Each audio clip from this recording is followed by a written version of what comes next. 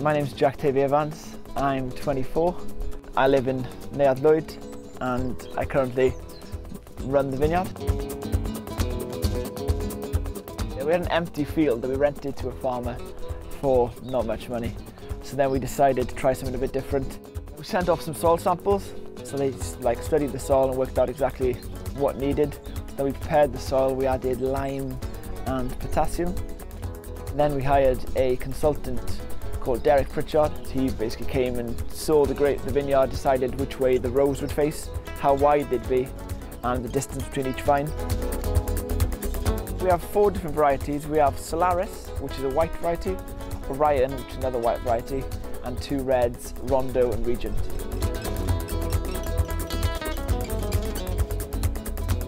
Croeso I chi. Pensiwn da chi os, good. Well, today is a big day because we are picking our second crop.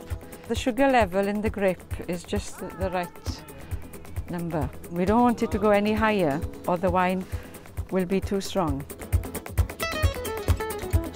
A lot of people have heard about us and they just said, oh, we'll come and help you, we'll help you pick the grapes. And I phoned a few people last night and they said, yes, we'll come along.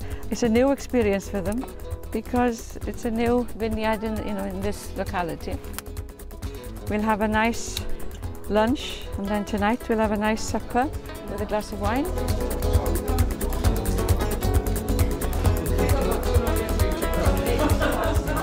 In order to run the vineyard, I studied a 2-year wine production course in Plumpton. Yeah, I learned everything about how to prune, and how to prune and grow the grape varieties all the way to how to make the wine.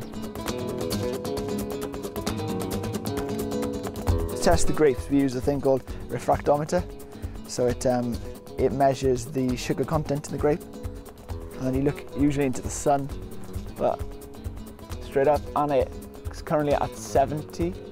That's 70 bricks. It's measured in bricks. That'll work out, well, too low. It'll probably be about 10%. So we're looking at another 2 or 3 weeks. To keep the vineyard up to this standard, it's pretty much every day. We have to, even from cutting the grass grows in the summer. We cut the grass 2 to 3 times a week. The vines are growing, so then they outgrow the trellis. So then they have to be pinned up and cut off, and then slowly they start to fall over, then you can't cut the grass. So there's always managing to make sure there's always something to do.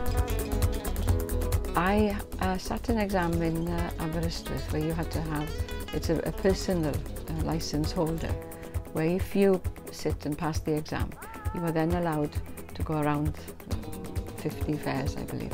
So one of us had to have that because we were selling alcohol. But the next step now is to have a license on the premises so that we can sell alcohol, sell the wine at the cellar door. I would love to be able to produce about 100,000 bottles a year. That would be the ideal. That's the number we're aiming for. That's it, probably in the next 10 to 20 years though.